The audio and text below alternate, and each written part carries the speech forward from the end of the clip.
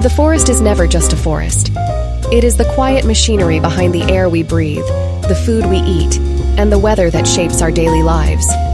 And among all forests on Earth, the Amazon stands alone. A continent of green, stretching far beyond the limits of maps and imagination. But we rarely understand it.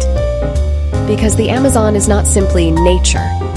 It is economic infrastructure, a climate engine, a cultural archive, and in many ways, a myth that continues to shape how humanity sees the world.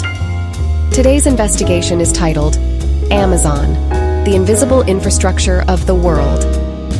And I want to begin with a question. How does this poetic viewpoint reshape everything you thought you knew? Let's explore that together. Let's start with something that sounds almost like fiction. The flying rivers that flow above the Amazon. Exactly. When the sun hits the forest canopy, trillions of leaves release enormous amounts of water vapor. This vapor forms clouds, and these clouds travel thousands of kilometers, bringing rain to Brazil's farmlands, to Paraguay, to Argentina. In other words, the Amazon is not just a forest. It is a colossal atmospheric pump that stabilizes rainfall across an entire continent. So the Amazon doesn't simply receive climate conditions, it creates them. That's the essential point. And here's the part that transforms how we think about economics. If the Amazon stops producing this rain, Brazil's entire agricultural industry collapses. Soy, beef, coffee, everything. The GDP impact would be catastrophic. Meaning that protecting the forest is not just environmental activism, it is economic strategy. Absolutely.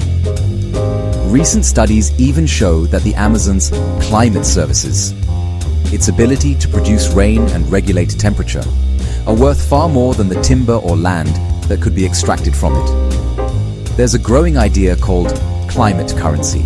It suggests we should value forests not by the resources we take from them, but by the stability they provide to the global economy.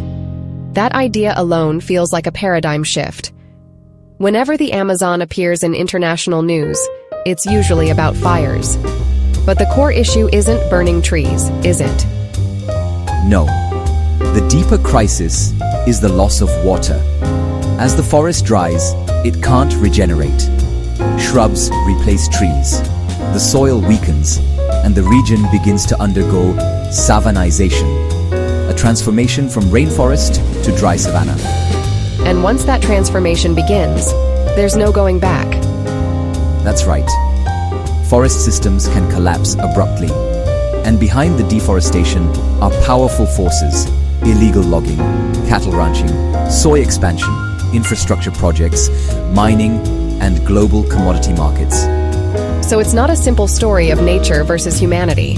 It's a complex economic system with competing interests. Exactly. But here's the hopeful development. For the first time, it is becoming more profitable to preserve the forest than to destroy it. This shift is driven by carbon markets, watershed restoration projects, and international investment.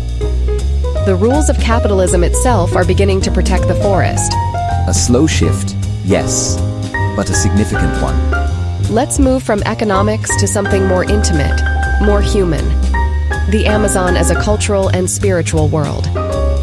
For indigenous communities, the forest is not a resource. It is a relative. Trees carry the memory of ancestors. Rivers represent the flow of time. In Yanomami mythology, the forest is a protective mother, a living intelligence. There's a profound respect embedded in that worldview. Nature isn't an object, it's a relationship. Exactly. And these myths are not merely stories. They form ethical systems that guide how communities take from the forest and how they give back. So when the forest is destroyed, what disappears is not only biodiversity, but entire cultural worlds. Yes. The environmental crisis is also a crisis of memory, of identity, and of meaning. That perspective feels deeply aligned with what NEOTERRAIN tries to explore: the invisible structures that shape society. In recent years, researchers have discovered something extraordinary beneath the trees: ancient cities. Yes.